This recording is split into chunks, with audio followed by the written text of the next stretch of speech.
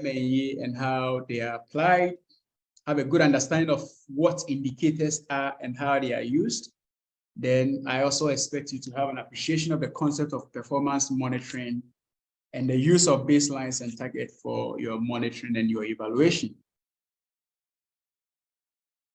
Good. So I begin with this diagram, very simple but very powerful, and it's meant to cement our understanding in the field. Usually, when you are coming up with an intervention, you start with a situation. Usually, it's an undesirable state that you have. If it is about cholera, you know that every year it rains, gutters get choked, it becomes a breeding ground for the organisms that carry the Vibrio cholera. They settle on the meals we take, and we end up getting the cholera. So it is a state that is undesirable. A desirable state will be a state where our drains are all covered. I mean, our environments are clean, and it rains, and we are not afraid to have cholera outbreak. So let me also say that the rains are good. Farmers need the rains. Sometimes Africa is too hot. We need a rain to cool the temperature a bit. But our condition, the state we are, or the state we have, is one such that anytime it rains, it creates a lot of problems for other people also. So there is a state that is undesirable, and you could lift your head up and you could see a more desirable state that you aim to get to. Now, in between the undesirable and the desirable states is a gap. So if we leave things as they are without intervening, the situation remains same, or even they begin to fester or they worsen. So what do? We must put in measures to intervene for the situation. So the undesirable, desirable state in between, we must intervene. And that is the concept of interventions. So interventions could come in many forms. It could be a policy intervention. It could be a program intervention.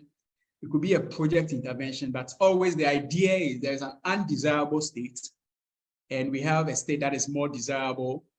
And between the undesirable, desirable, there is a need to intervene. So the intervention comes, like I indicated, in the form of project, programs, policies. And they don't just, we don't just put in the intervention and begin to see the results. We get to the desirable states. No. Usually there are incremental steps that the project or the intervention is going to take for us to get to the desirable state. So it takes a while after we've implemented the intervention. So this is to show us that whatever we are going to talk about from this point onwards, talk about monitoring and evaluation. Monitoring and evaluation for what? So is the intervention we put in place that we monitor and do the evaluation on. So the intervention also come in a cycle. Every intervention has what we call the intervention cycle or the project cycle. Usually begins with an initiation of the project where we define what the problem is. In this case, we are talking about cholera. That is the problem we see. That is the issue. We need to do some analysis of what is causing the cholera, what we call the root cause analysis. So we define what the problem is. Then we come up with an intervention, set the goal of the intervention. Then we do what we call detailed planning. So in detailed planning, we want to identify what the actual scope of the intervention should be. So we've identified a problem. We set up an intervention to address the problem. Then we need to do a detailed planning of how we're going to carry out the intervention. So we first identify what the scope of the intervention should be. Then we come up with detailed activities or more refined activities that are going to be implemented to reach the goal of the intervention, assign resources, assign people, cost plan for your quality management and other. So all these things we do, we are doing what we call the detailed planning of the intervention. Then after we are done with our detailed planning, we now begin to execute the plan. And the execution means that we are going to carry out concrete actions that are going to help us meet the goal and the objectives of the intervention. And this is where we begin to meet the product or the requirements of the project. So we execute, and then if it's a project or a program, then we close or we terminate the intervention or the project. So anytime I mention intervention, what I mean is the project, program, or policy, whatever, at whichever level we are intervening at. So that is the cycle every intervention will have to go through. So if we define the projects, then we are hoping to come up with what we call a project charter. If we do the detailed planning of the project, we hope to come up with what we call a project management plan. If we are executing, we are meeting the product of the project, or what we call the deliverables of the project. Then we terminate the project and we come up with what we call learned lessons, or the lessons learned document. So every intervention will have this cycle to begin with. Let me say it is not sequential all the time. Sometimes you could do them in an iterative manner. You don't wait till you finish defining the project before you go ahead with the detailed planning of the project.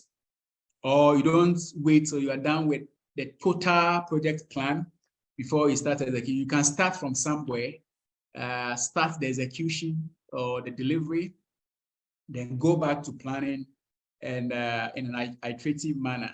So this is what the intervention cycle looks like. And it is good because if we are talking about project monitoring and evaluation, once again, what are we monitoring? It is the intervention we are monitoring. So we must understand the stages of the intervention and see where we can situate our monitoring and evaluation. Now, every intervention also have what we call as a logic behind why the intervention is designed to work. So they don't operate in a vacuum. There is a reason why proponents or the designers of the intervention usually set up the intervention. So there are what we call hypotheses or theories behind or assumptions behind why the interventions are designed the way they are designed and why they are a good fit for the problem that we've identified. And there are causal relationships. When I talk about causal relationships, there are inputs that you give to the intervention. There are resources. They lead to some set of outputs, outcomes, then they get to the objectives and the goals. So there is a relationship between all the activities, all the things we do in the intervention and the results that we hope to achieve. Knowing, having a good understanding of this causal relationship helps us to keep the project more focused. So we don't waste time on things that are not necessary and also help us to improve performance. So if we are talking about performance monitoring, again, we have to understand the concept or the idea behind the logic of these interventions that we put in place to address the problems that we identify. So there are tools that help us do proper analysis of the problem, design of the intervention. So the scope of this course wouldn't allow us to talk about the tools in detail, but I'm going to spend time to talk to you about one powerful tool that most of you will be very useful to. And very soon I'll show you that tool, the theory of change. I hope most of you have heard the concept of, theory of change along your practice. So these tools, when they are there, help communicate what the central goal of the project or the intervention should be. They spell out the specific measurable objectives that are expected to lead to the desired results that we require, then help identify activities and resources we need to carry out the project to meet the objectives, then create a common reference point for everyone involved in the intervention. They also help determine the intervention, if the intervention has led to the desired results, and help us with the monitoring of the intervention as well. Great. So this diagram should summarize everything I have spoken about in the past few minutes. So usually it starts with a problem. There is a problem that needs to be addressed. We need to intervene for that problem. If we don't intervene, we leave it to fester. We leave things as they are, and nothing changes. So we begin with finding what we call the root cause of the problem. We do a root cause analysis of the problem. Usually what we see is the effect of the root causes to the problem. So we do a proper analysis of the problem, we identify the causal factors. Once we have the causal factors well identified, then we now have to commit resources to carry out some set of activities. We get some outputs, then outcomes. Then we find a way to assess how these activities, outcomes are coming up.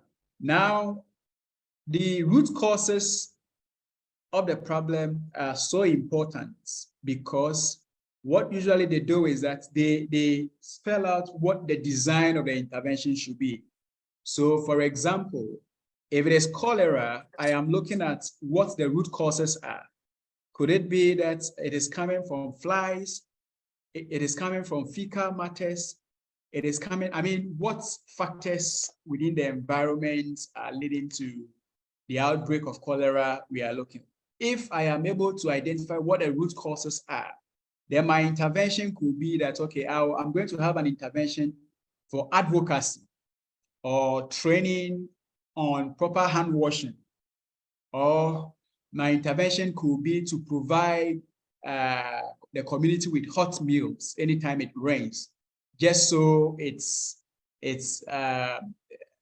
viral cholera that are settling on the meals will be destroyed by the heat that I'm applying.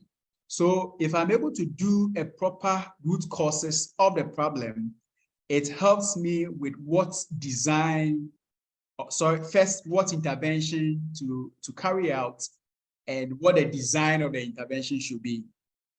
So we carry out the activities using the resources, we get the output, we get the outcomes. Then once activities are being carried, outputs are coming up, we need to have what we call the indicators.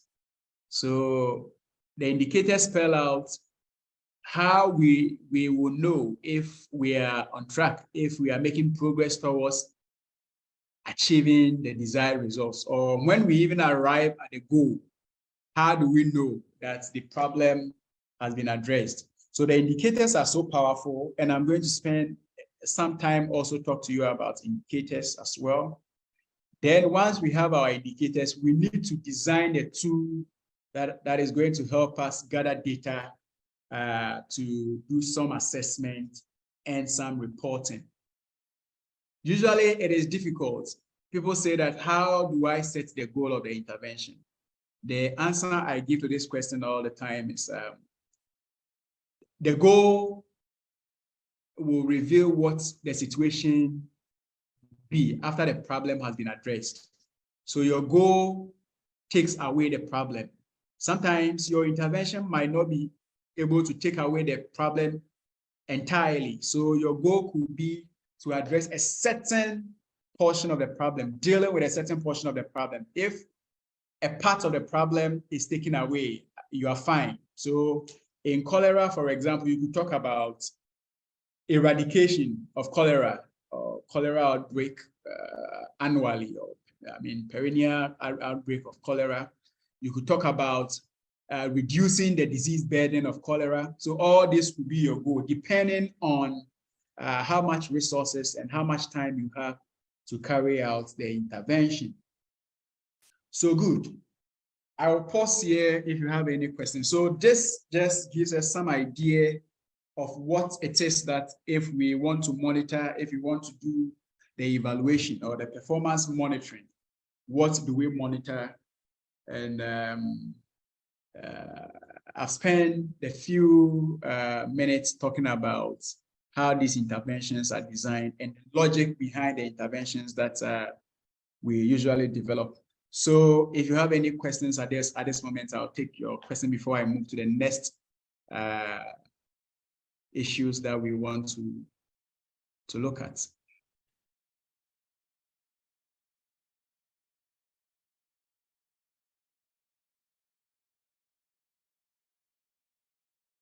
So someone is saying that the session is not being recorded. I saw you started recording.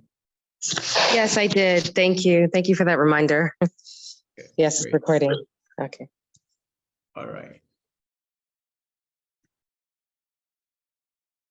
Okay, so now we've looked at the interventions, we've looked at the project or the program, whatever level you are intervening at. Then we ask the question, why monitoring and evaluation? I mean, if you design an intervention, you start your implementation. Why do we need to bother ourselves about monitoring or evaluating the intervention as we begin the implementation? I always say that those who believe in the concept of creation, and in most of the religions, the story I'm told that are same, that they say when the Almighty created the world, he sat down, he assessed everything, and he said everything he has created is good. Now the concept of looking at or assessing or checking everything he has created and coming up with a certain judgment that whatever he has created is good. Everything he did in this process is to monitor and to evaluate what he has done. So he looked at a certain state, said that the earth was without form, it was void, there was darkness upon the surface of the deep. Then he said if he should leave things as they are, there wouldn't be any improvement. So he designed an intervention to address these problems that he identified. So the problem of void, the problem of darkness, the problem of formless, then put up the intervention, created the earth, moved the waters, got the earth, got form, then created man to fill the earth to address the issue of void or emptiness. He sat down, assessed everything, and said everything he has created is good. That is the whole bit of monitoring and evaluation. So I always tell my students, monitoring and evaluation is the most important course, I mean, you could think of. And you wouldn't want to debate this. Maybe later, if you want a further clarification or a further debate on it, you could contact me. But that is what it is. Every profession, every area, you do not start any intervention. It could be an engineering field. It could be medical field. The moment you start an intervention, you start an intervention and you have clear thoughts, clear ideas how you're going to assess whether the intervention you put in place, it works or not. Someone else says that an unexaminable life is not worth living. If you cannot examine it, if you cannot assess it, then you do not start it. You don't start living it. So MAE is so important. It is one that you just could not avoid. It doesn't matter what field you are. Bridget, I see your hand up. You want to ask a question? Yeah, good afternoon. Good afternoon, Bridget. Yeah, please, I want to find out what's the difference between an M&E personnel, with the example of you giving about the cholera outbreak and how one can manage it? So what's the difference between an M&E in that field and then a public health personnel in that area? Because I also have a fair idea that public health is also into those kind of management. So how will you differentiate the two? Thank you, Bridget. So monitoring is monitoring, evaluation is evaluation. So I use a cholera example. It could have been an example in the financial sector. It could have been an example in the engineering sector. So the public sector personnel, the public health personnel, when you have an intervention, you come up with a framework or some set of tools to help you to monitor and to evaluate to see whether the intervention, those public health interventions you put in place are really working as expected, or you are failing to realize the objectives for which you set up the intervention. So an M&E personnel could be in the public health sector. It could be with the public, management, financial management, engineering, whatever, many sectors have. So if you come to most of the ministries, the government ministries, the agencies, every agency, every ministry has an M&E department or unit. So it is not specific only to the public health or just the example I give. I don't know if I answer your question appropriately, but every field requires M&E. Yeah, you answered. Yeah, it's just because of the use of cholera. That's why I wanted to differentiate. You get it, so that we will not think that it is only in health. Yeah. So the cholera is an example of an intervention I gave. The intervention could come from various diverse fields, whatever it is. We still need, once anywhere there is an intervention, there is a need to assess whether the intervention is working or it's not working. So it's cut across every field. Good. So the example I gave, if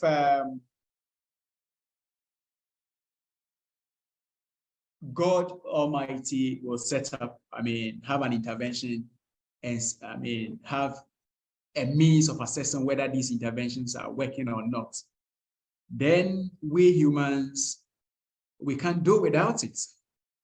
In fact, if he says everything he has created is good, it's good. He is all-knowing, he is everything. Nobody comes to challenge him.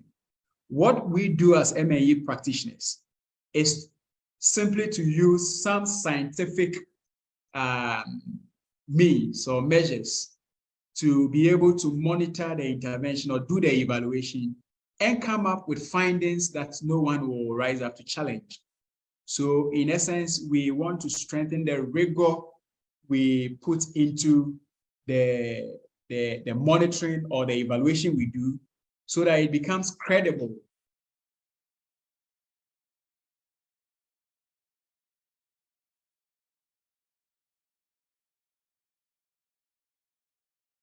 So if you go to the public sector, decisions are made in various forms. It could be political. Government can set up an intervention, and the aim is to help win votes. The aim could be to look good in the sight of the voter population. What we do is to come up with a more scientific approach to generate an evidence that inform policy decisions that are credible beyond whatever motive that anyone has for designing an intervention. We propose a more credible means of coming up with interventions. So we do the monitoring and evaluation, number one, to improve the implementation of the intervention.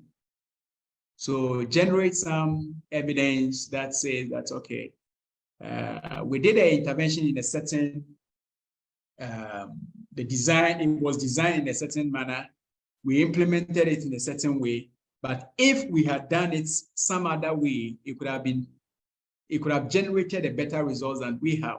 So before the intervention ends, if it's a 5-year project or 5-year plan that we are implementing, we say that before the intervention ends, we want to generate data to help us make some improvements in the implementation of the intervention before we get to the closure date. We could also use the MNE to help with knowledge sharing and learning. So in some organizations, data is a critical part of what they do.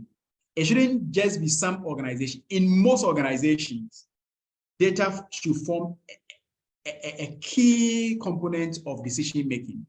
So they have a unit that generates data just to help with knowledge management and for the learning of the organization. Now, if we are implementing an intervention on cholera, we are implementing the intervention with limited resources. And if we are in a place like Africa, where resources are so scarce, then we should. Okay, someone said God is a first MNE officer. That's correct. So if we are in a place like Africa where resources are limited, then we should take the MNE so serious. If we are implementing an intervention on cholera, why are we not using the limited resources to implement another intervention in, say, malaria or tuberculosis or any other intervention? So if we are given these limited resources, then we must be accountable. We must make sure that we are using the resources are going into the right places that we are putting them. It could also be compliance issue. The one giving you the funding or the resource to carry out the intervention is asking you to go by a certain standard with the implementation. So you must comply with those standards at all costs. So the MNE would help you both at the accountability side and the compliance side of things. Sometimes too, there is a need for a major change, and these changes must be informed by data. So those in Ghana, and I'm sure other countries had a similar experience. During the COVID period, most of the decisions that came up from governments was that the data is indicating that if people go out, there is a larger spread of the coronavirus. So we have to make a decision to keep everybody indoors for weeks and for months. And how did we come by that? Most of the statements that were used to support that decision came from the data. So the politicians, the government, the president, the vice president, the ministers, most of them came talking about what the data says. So the data says that there is a larger spread at Greater Kumasi or Greater Accra, or there is a larger spread in Lagos. So we must keep the people indoors. We need data to inform such, to make that major change in what we do. So it is important that we do proper monitoring, proper evaluation, generate the relevant data to inform these decisions when we want to make such major changes. Then when it comes to resource mobilization also, some funding agencies will tell you that until you have an MNE system in place, a framework in place, there is no way they are going to give out funds. So it becomes a tool for resource mobilization and to help you with proper way of designing and getting your interventions also implemented. Great. Now I ask the question. So looking at interventions, looking at logic behind the interventions, looking at the why we have to have a proper monitoring and proper evaluation system in place. Now I ask the question, what is monitoring? What is evaluation? So what is MAE, monitoring and evaluation? What it is? What is it? I give this example all the time, and it's very helpful with the understanding. Assuming you take a relative or a friend to the hospital to go and get medical care. You happen to find a nurse or a healthcare worker sitting idle with a machine they use in checking the blood pressure. They call it the sphygmomanometer or the BP apparatus. You haven't checked your BP in a long while. So you walk to the person and said, please, can you help me check my pressure? I haven't checked my pressure in a long while, or I don't even check it at all. I don't know what my pressure is. So your pressure gets checked, and they find out that your readings are 160/90. 160/90 indicates high pressure. That it is too high, the pressure is too high. But the healthcare professional, if he is properly trained, will never make a conclusion that checking your BP once and it is high, an indicative of the fact that you have high blood pressure. What usually they do is that they will ask you to sit a while, then from time to time, they will call you and check the pressure. So 15 minutes time, you sit down, you relax, because number one, they are not sure whether it was the apparatus that wasn't reading correctly. Number two, you were in a rush or you were scared and your heart was beating before they checked the pressure. Number three, your girlfriend or your wife or your husband has broken your heart that you are thinking, making your blood pressure too high. So they will ask you to sit a while. Every 15 minutes time, they come, they check the pressure, and they do that continuously. Then after a while, if the readings are still high, they come to a conclusion that your blood pressure is high. In fact, before they even come to that conclusion that your blood pressure is high, what they do is that they ask you questions. So they will ask you, do you have family history of high blood pressure? Do you have, do you smoke? Do you drink? Are you in a habit that have to do with your pressure going high?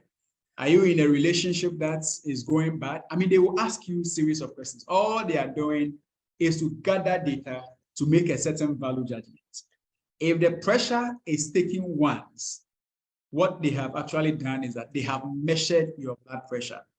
If they keep doing it over and over, repetitive, continuous, or in a routine way, what they are doing is they are monitoring your blood pressure. So when we talk about monitoring, it is a continuous, routine, or repetitive observation and systematic observation of an object or an intervention. So you don't do it once. It is repetitive, it is routine, it is continuous. Let me give another example. You haven't checked your weight in a long while. So you happen to see someone in town with a scale. Then you call for the scale, you stand on the scale, you see that, woo, you are weighing 120 kgs. The last time you checked, you were about 85. 120 is a cause for alarm. You get scared. I mean, it is too high, your weight is too high. So you get home, you try to get a scale for yourself, you acquire a scale, then you put the scale at your bathhouse. Every morning, you make a decision to stand on the scale, have a chart, a weight chart at your bathroom. Then you stand on the scale, then you check the weight and you record. Every morning you do that. What you are in essence doing is you are monitoring the weight. But usually what you do is you identify an intervention, you set an intervention in motion. And the intervention could be exercise, eating well, make sure that you are not thinking, you are not under any pressure, have some good life. Then whilst you are going through this, taking the intervention, exercise, walking, doing all the things that you know or you've been advised to do to bring down the weight. You do them, you carry out the intervention, and every morning, every evening before you take your bath, you stand on the scale, then you record. If you do it repetitively, if you do it in a continuous fashion, what in essence you are doing is that you are monitoring the weight. So monitoring, unlike measurement, is a continuous routine or repetitive systematic observation of the intervention that you put in place. If you do it once, you are taking a measurement. Evaluation, on the other hand, is about making a value judgment. So when you went to the hospital to check the pressure, when the health practitioner checked the pressure and said 150/90 is high, sit after 15 minutes, I'll check again. The next 15 minutes, I'll check. Ask questions about your family history and all. All the practitioner is trying to do is to gather data to make a certain value judgment. And that value judgment is your BP is too high, you have a high blood pressure, which is very bad. You need to get on medication, or your BP is good. In essence, the issue was with a scale, or I mean, it wasn't well measured, or you were in a rush. That's why the BP. All they are trying to do is to gather data to make that value judgment. You have a high blood pressure, or your blood pressure is good. So whereas in monitoring, we do a repetitive, continuous checks. In evaluation, we make a value judgment. In monitoring, also, what we do is that it is more descriptive. We describe. So in the field of monitoring and evaluation, there are 3 questions that every MAE seeks to answer. It could be descriptive, it could be normative, it could be cause and effect question. If it is descriptive, it just asks question about what is happening, what do we see, what does the intervention or the project look like after 3 years of implementing it. If it is an evaluation, we are making a value judgment and we are asking normative questions. So we go beyond what happened. We ask questions of why what happened, and how it happened. So what happened, why it happened, and how it happened. Put all things together, make a value judgment to say that the intervention has been well implemented, it is good, or it has been poorly implemented, it is bad. And that is the value judgment. So monitoring doesn't get into details to ask the whys and the hows questions, but evaluation asks these questions and help us to make that value judgment that the intervention is good or it is bad. Let's make some recommendation to improve it, or let's leave it as it is, or let's terminate the intervention altogether, or let's scale it up, or let's do something drastic to bring it to the right track. So that is monitoring, that is evaluation. Now the OECD is Organization for Economic, Cooperative and Development. OECD DAC, Development Assistance Corporation, is a global institution, a body that has come up with some set of criteria that should guide us when we are making a value judgment, or we are undertaking the evaluations. So if we say we make a value judgment to say that an intervention has been poorly implemented, on what basis, what criteria are we looking at? So are we looking at the relevance of the intervention, how effective the implementation has been to the beneficiaries, how efficient it has been? Is there value for money? How is the sustainability issues like? So these are criteria that we use to guide the value judgment that we make. So the intervention is good. It's good because it is relevant to the users. It is good because it has been effective and it has impacted on the beneficiaries. Or it is efficient because we use the right resources to carry out the intervention, or there is value for money. We have gotten value, there is no other way we could have done the intervention to get the results we have gotten using the available resources than what we did. So there is value for money for this very intervention that we carried out, or ask what we call the sustainability questions. How is the intervention going to have continuity after maybe the financier or the funding agency has left the scene? So these are criteria we use in making the value judgment or getting the M&E done. So is it relevant? Is it effective? Is it efficient? Is it value for money? Is it sustainable? These are the issues we look at. So let me pause at this stage and take your questions before I continue. Any questions?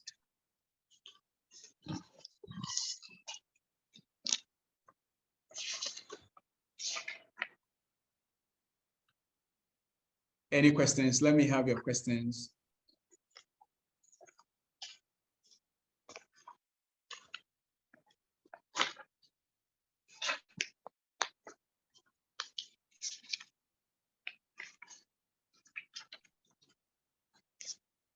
Mohammed, your mic is on. Okay. All right. Great. Okay, so let's proceed. So let me bring this diagram back. We saw it earlier. So we have a certain situation, what we call the present undesirable state. We have an aim at state where we want to get to. Between the present and the aim at state, we try to intervene using the project or the program or the policy. Every form of study or evaluation we do before we introduce the intervention, we call it the ex ante evaluation. If the evaluation or the study is after we have terminated the intervention, that is an ex post evaluation or ex post study. So ex post is when the intervention has ended. Ex ante is before we introduce the intervention. But in between ex post and ex ante is where we have the intervention being implemented. And earlier I have indicated to you that there are incremental steps that it takes us for us to get an intervention implemented. Whilst these incremental steps are ongoing, we do not want to wait to the end of the project or the program, but we want to assess to know whether we are on track or we are off track. So if we get to the field whilst implementation is ongoing and we carry out an assessment or a study, it is in two forms. We could be doing a monitoring work or we could be doing an evaluation work. If we are doing the evaluation midway through the implementation, we are doing what we call the midterm evaluation or midterm study or midterm review. If it is at the end, what we call the ex post, you are doing what we call an end-line study or an end-line evaluation. If it is before the intervention is introduced, we call it the baseline study. So it could be a baseline, which is before the intervention is introduced. It could be a midline in the process of the implementation of the intervention, or end line when the intervention has ended. So if we do this, asking the normative questions of what happened to the intervention, why did it happen, and how did it happen, and we make a value judgment out of it, we are doing an evaluation.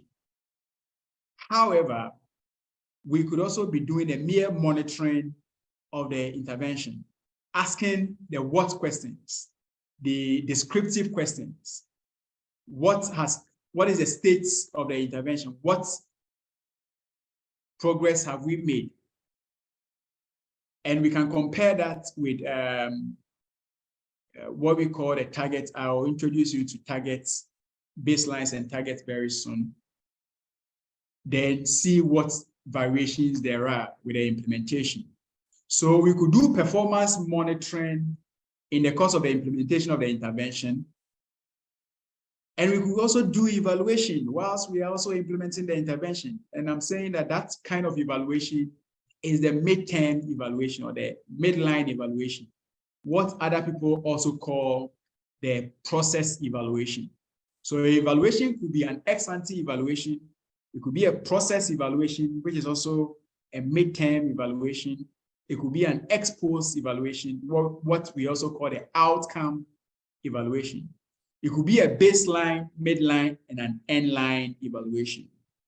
And these are the ways we classify or we try to get a relationship between the monitoring and the evaluation. If it is monitoring, they answer the descriptive questions like I indicated. It doesn't make any value judgment. It tells you what has happened without revealing the hows, the whys. So it is not as comprehensive as what an evaluation would do.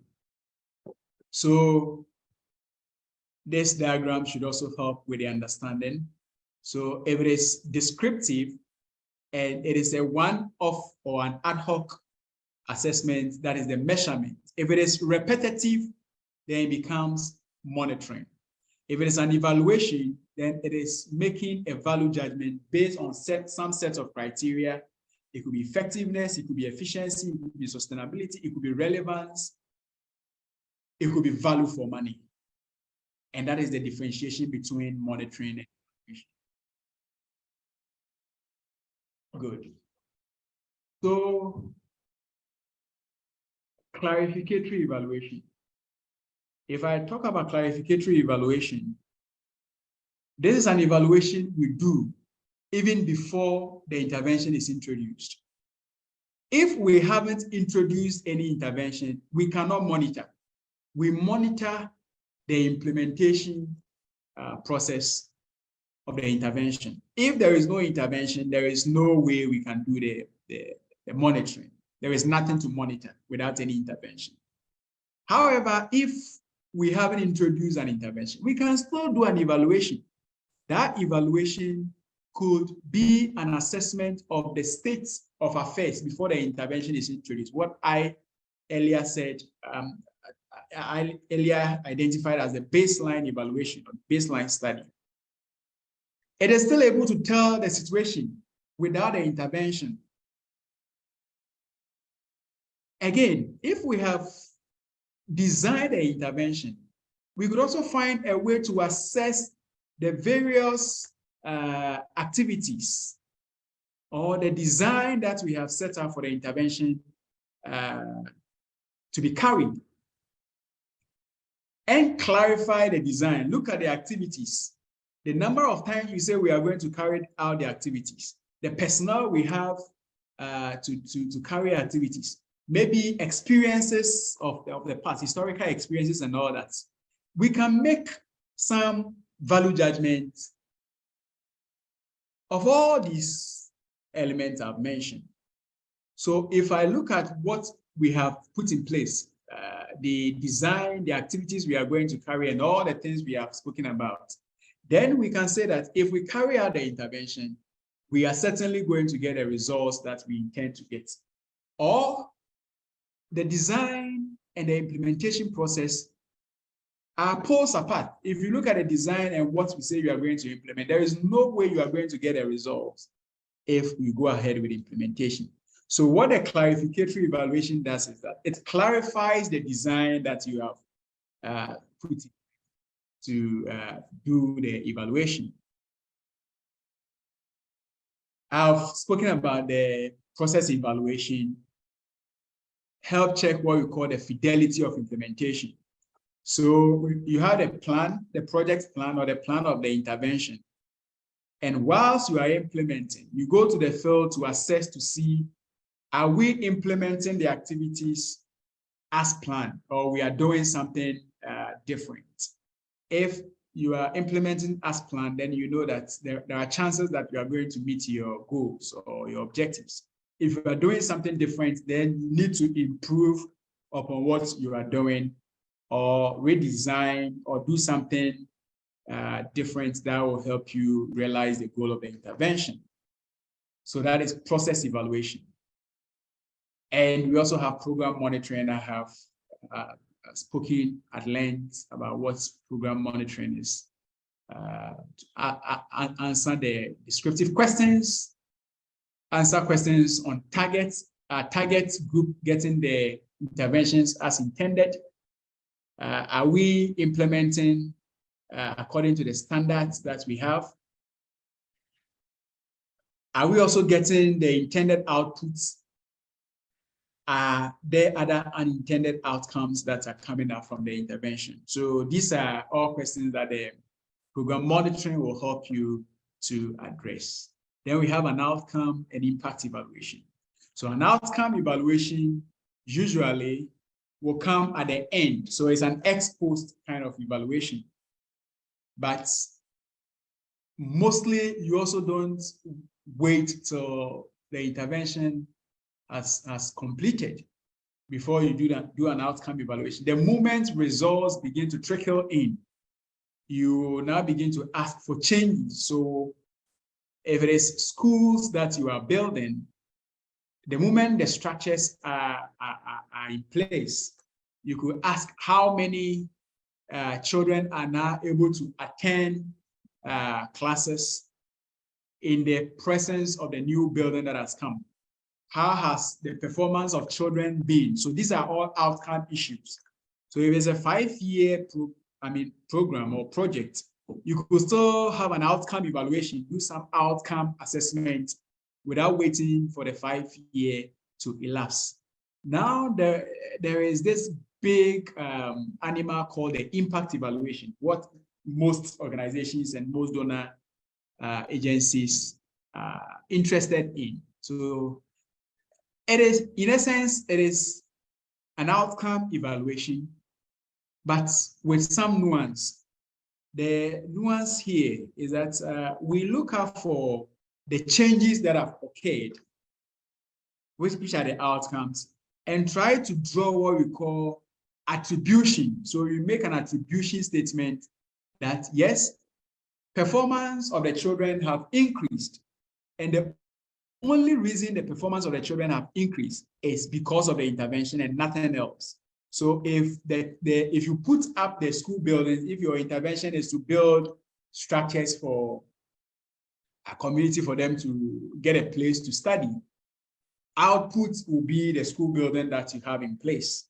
Outcome says that yes, after they had a school building, it has improved learning outcomes. It has improved, the economic condition of the community and all that. Now, the question you want to ask is, yes, we see this improvement. How then are we able to say that without the school building in place, there wouldn't have been improvement in learning outcomes? So impact evaluation makes a causal attribution and say that, yes, we are seeing these changes, and the only reason we are seeing these changes is the intervention we put in place, or the intervention has contributed only a fraction of the change or the changes we are seeing, and we cannot attribute everything to the intervention. So outcome evaluation spell out what changes we have seen after we implemented the intervention. Impact evaluation says that, yes, the changes are as a result of the intervention and nothing else. It could be that a child's parent is giving the child extra classes home. It could be that government is also doing something different. That is what is making the performance increase, and not necessarily the intervention that we put in place. So these are the differences. Good. So I'm going to move on to theory of change, but let me pause once again. And if you have questions, you ask the questions.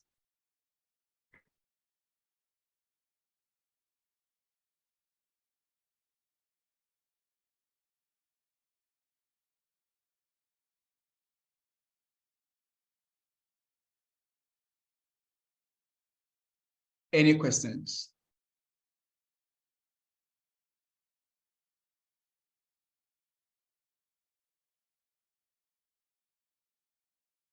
Okay, Kevin.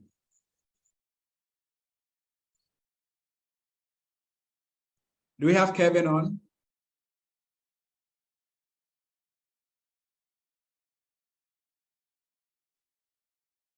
Okay, Kevin,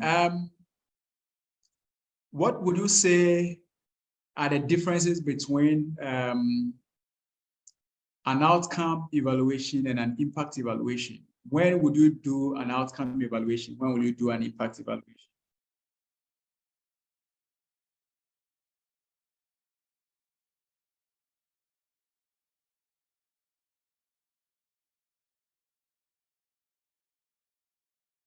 Okay, Regina.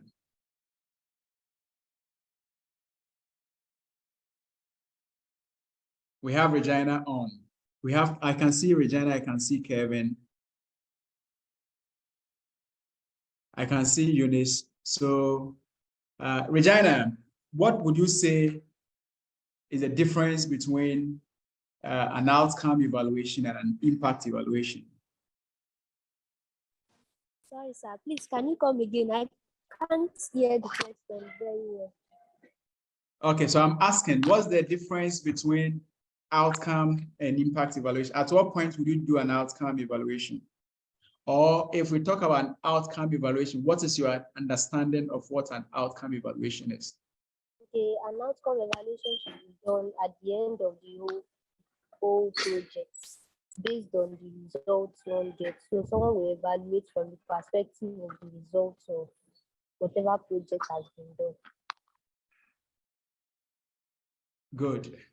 And what would you say is the difference between that and impact evaluation? So an impact evaluation is based on how effective the project was.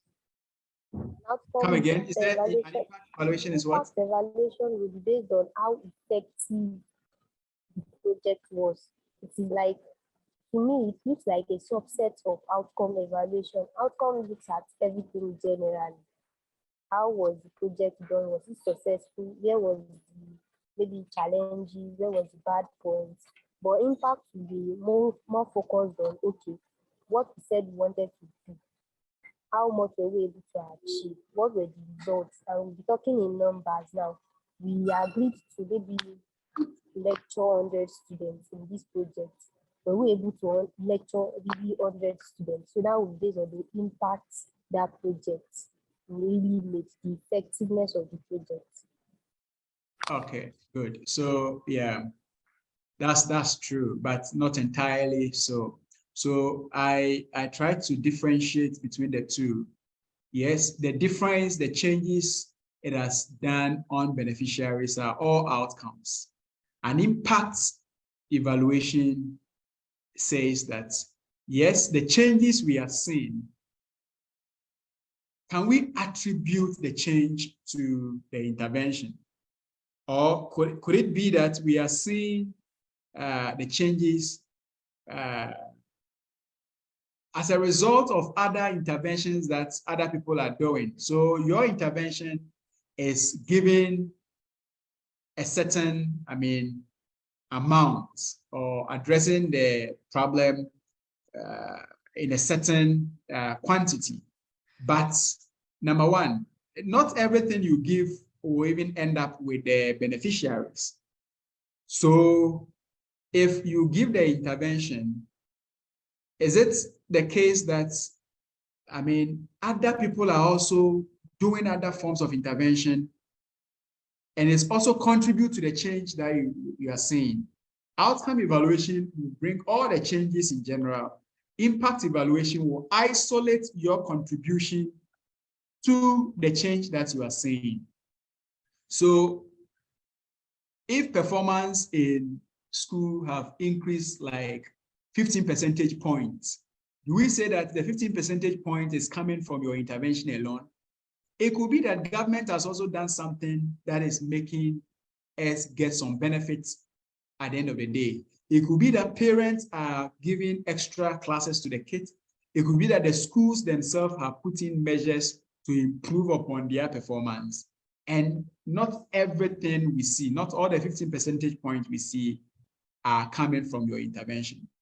So outcome measures the change, the effect in general, as we see. Impact says that a certain amount of the change we see is coming from the intervention, and we cannot claim everything for the intervention. Is that clear?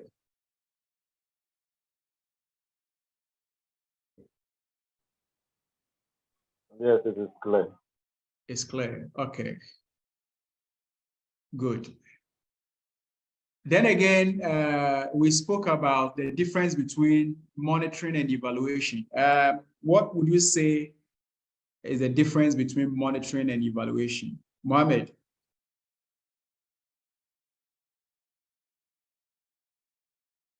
Nantongma Mohammed, Dr. Nantongma Mohammed.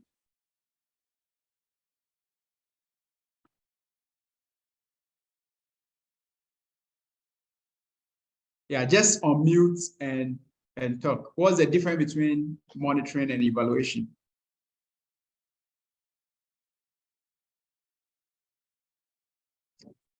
Nantongma Mohammed. Okay, so Ivan Ansakwenu. What's the difference between monitoring and evaluation?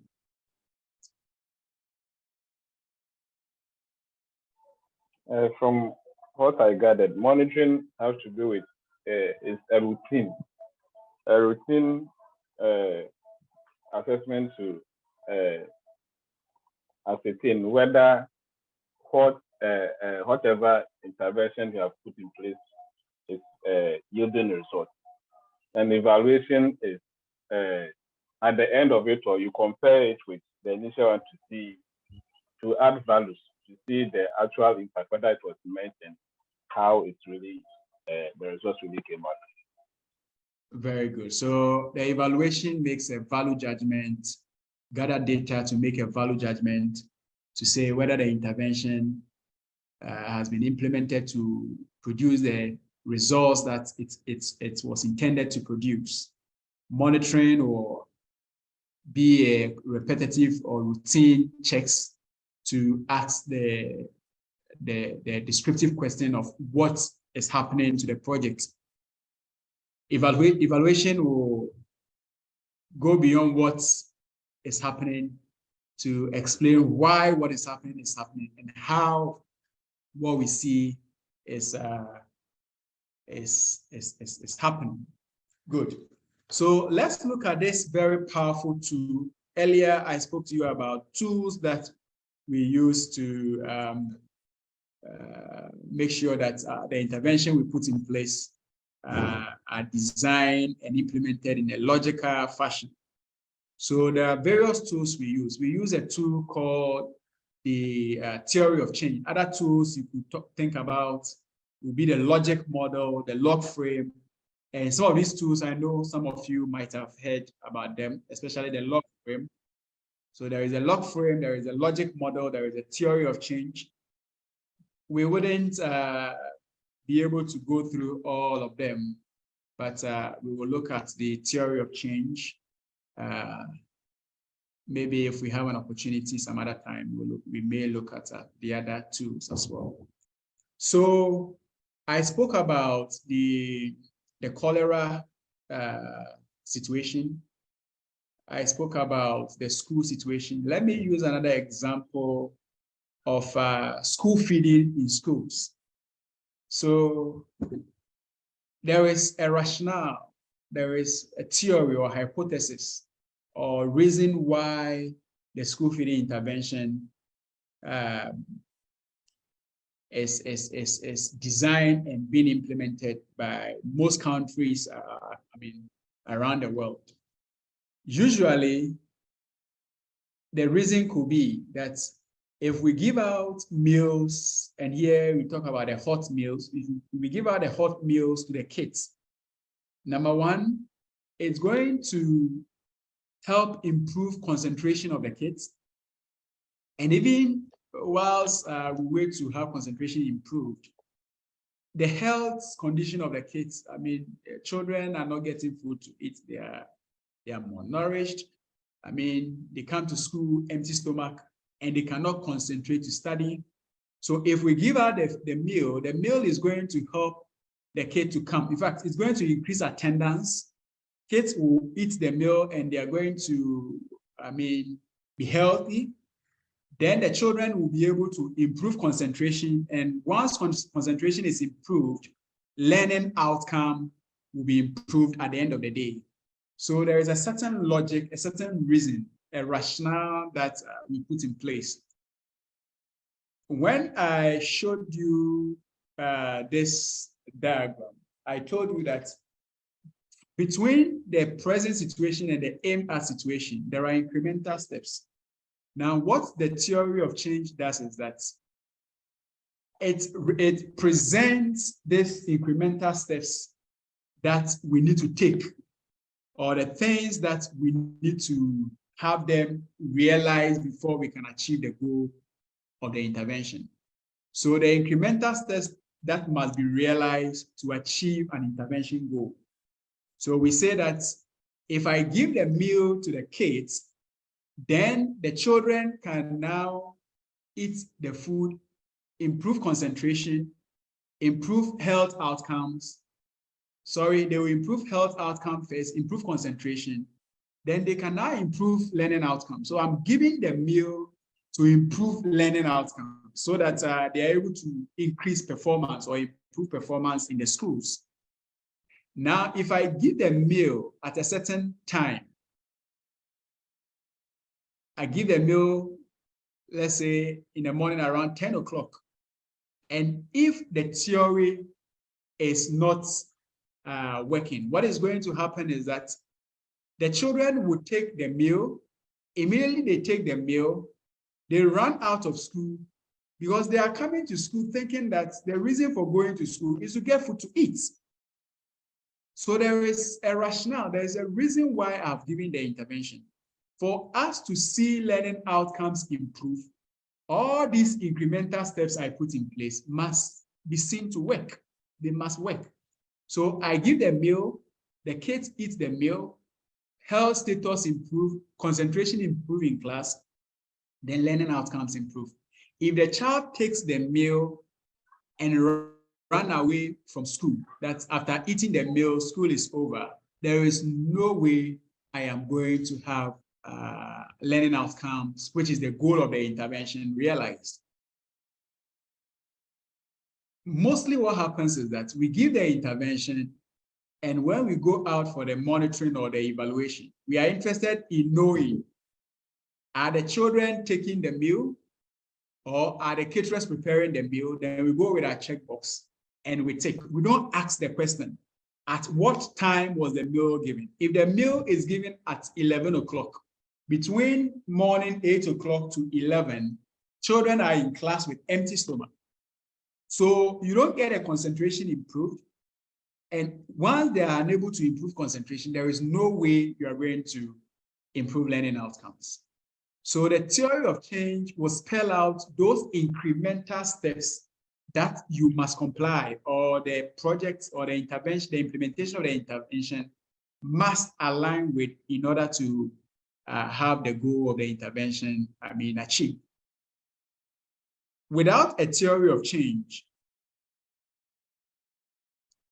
okay, so it's a series of if-then statements that we make, on the pathway to getting to the goal.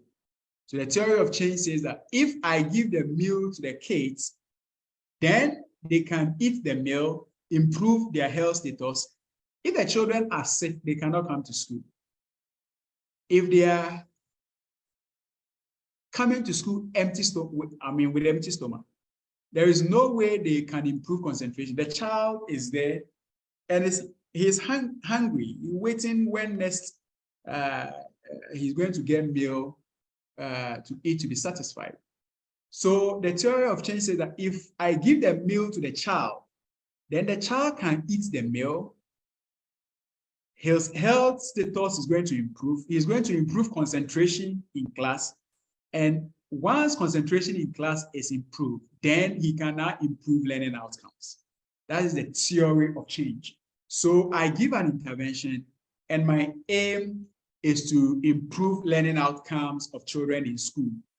If these steps are not realized, or if there is a break in the chain, there is no way I'm going to have the goal, which is the improved learning outcomes, realized.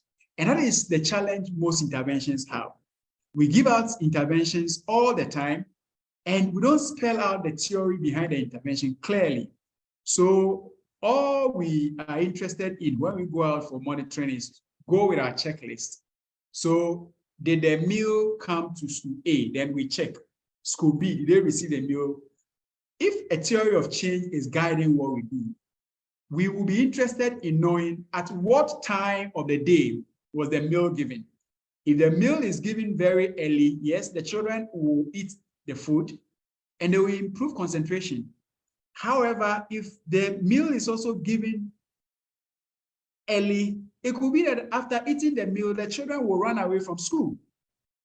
And if they run away from school, they will even get the lessons taught, let alone to get improved concentration and improved learning outcomes. So the intervention must be designed in a way that we are able to get the children eat the meal, improve concentration, then improve learning outcomes. What then do we do? Should we give the meal morning and afternoon? If we give the children morning and afternoon, then they know that there is food in the morning, there is food in the afternoon. Then they eat in the morning, stay with, they are satisfied, they stay, and know that if they run away home, then they are going to miss the afternoon meal. So the children are going to stay throughout the period. Do we have the resources to give the meal in this fashion, morning and afternoon? Or we should just scrap the whole intervention and say that if I can improve the economic situation of parents, then the parents can work and make money for themselves. And once they're able to work and make money, then they can feed their children or give money or, provide the meals for the kids, whilst they are coming to school.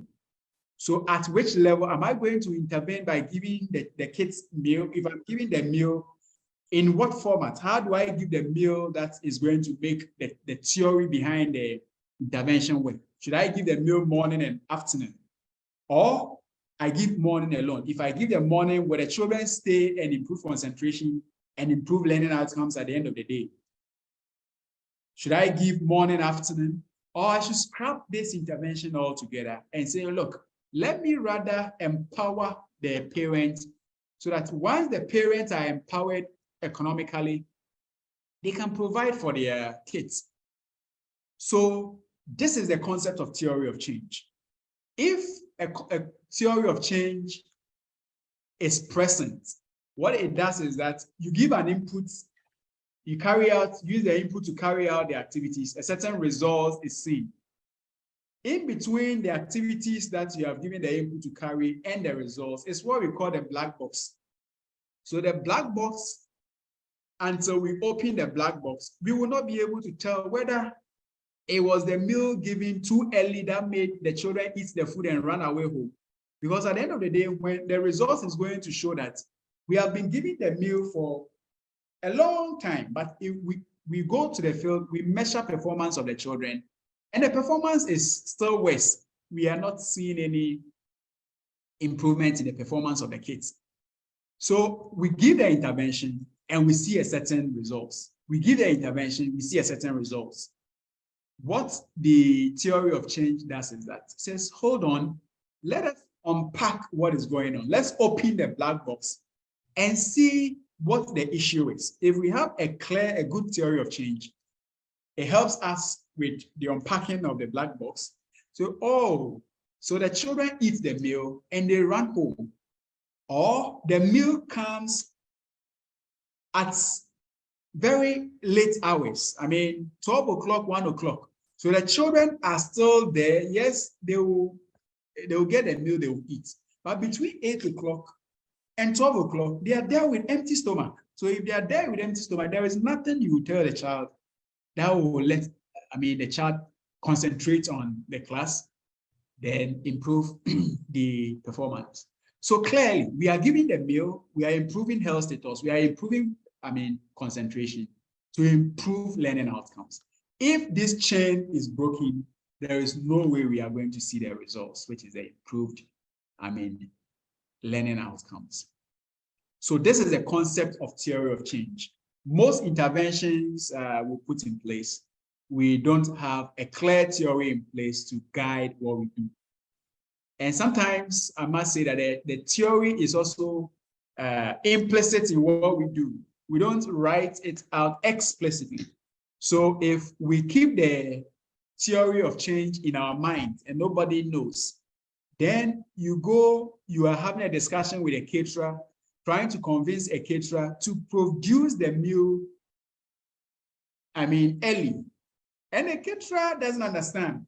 Meal is meal. If I provide it at 11 o'clock, 12 o'clock, I have still provided a meal, but they don't understand that the meal is supposed to help the child improve concentration, thereby having learning outcomes improved. So if we have a theory of change in place on board, it spells out what the goal of the intervention is, then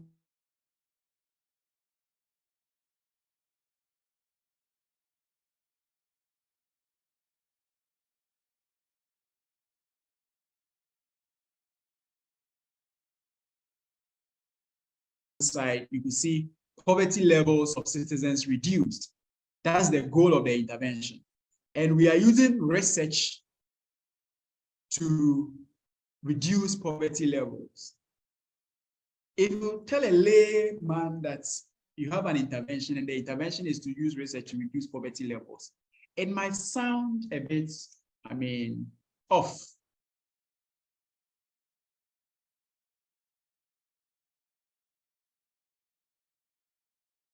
Or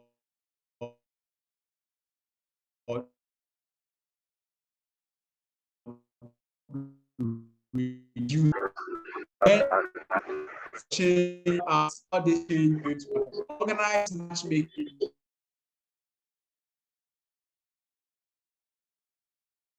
Okay. Thank you. So so I showed you this framework, and I'm saying that on this framework, you will see clearly, there is a column on outcomes, we have indicators, there is a baseline and a target. Now, in the last few minutes, what I'm going to do is to show you how to come up with some outcome indicators, baseline, and a target. In essence, this is what we need to do our performance monitoring. So we have an outcome area. The outcome, we need a way to measure the outcome, and we need an indicator. So the outcome is improved economic GDP growth rate. So the economy must improve the economic situation. So an indicator is the GDP growth or GDP growth rate. Then we must know the baseline. So before we started the intervention, what was the GDP growth? So the baseline is the situation before the intervention started. Then we have targets. So target by 2017, we want to grow by 6.3. 2018, we want to grow by 6.8. Then 2019, we want to grow by 7.3. So when I go out for monitoring, I am gathering data to measure the growth rate and compare it with the target I set for 2017, target I set for 2018, and target I set for 2019. And that is what we are going to be saddled with in the next about 5 or 6 minutes before we close the session. So we need an outcome, we need indicators, we need baselines, and we need targets. So we are implementing the intervention. I showed you this diagram to get to the desired state. Then the outcomes are going to be explicit statements of intended objectives that we seek to achieve. So an example is improve skills, improve knowledge or attitude, improve institutional performance and policies, then behavioral change. These are all outcomes that, example of outcomes that I could cite to you.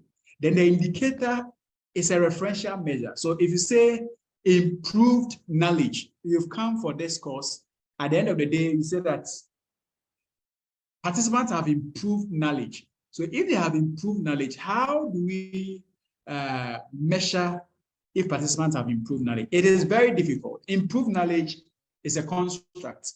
We can't say that improved knowledge is a person wearing a red dress. So when I see anyone wearing a red dress, then I come and hold you that you are improved knowledge. No. Improved knowledge is a construct. We can only think about it, imagine it, but we can't touch it, we can't. So what you will say is an improved knowledge, someone else will say that, no, it is no improved knowledge. So if it is an improved knowledge, then there is a construct. We must find a way to measure it. So the indicator is a way to measure that construct. So it must be standardized. Everyone must agree to that, indicator. So we say that maybe the test score of the participants could serve as an indication or an indicator that, yes, they have improved knowledge. So if I finish the class and I conduct a test and most of you are scoring 80%, then I say, yes, if the test scores are high, then it is a sure, indication, or it's an indicator that, yes, they have improved knowledge. So what you can only imagine, you can't physically touch, hold, and you find a means, a way to help you to measure that construct or that imaginary thing. And that is the concept of indicator and what indicators do. So the test score of a class is so the number of people who are able to develop a theory of change after the class is also an indicator that, yes, they improved knowledge when they came to the program. So that is what an indicator does. So proportion of public sector policies informed by empirical research, number of new tin roofs of television in Accra is a proxy measure of increased household income.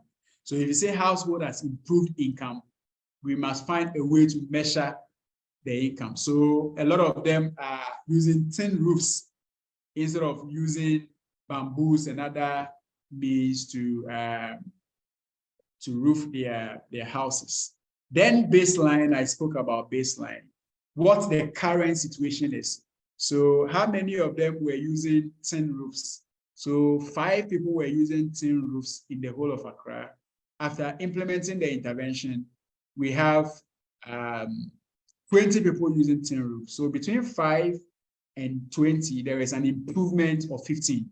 So without the baseline, there is no way you can measure the level of improvement that we've made. Then there is target. So the target is what we desire to achieve. So quantifiable levels of the indicators that an institution, organization aim to achieve at a given point in time. So targets help ensure that attention is focused and energy is concentrated in the right directions. So if we want to set a target, we need, number 1, the baseline situation. Number 2, the funds available. And let me say, in setting your target, you don't have to set a target too high. If you set it too high, it is going to be the basis for which you'll be assessed. So if your capacity requires that you'll be able to do 20, and you say you want to impress, and say, no, I want to do 30.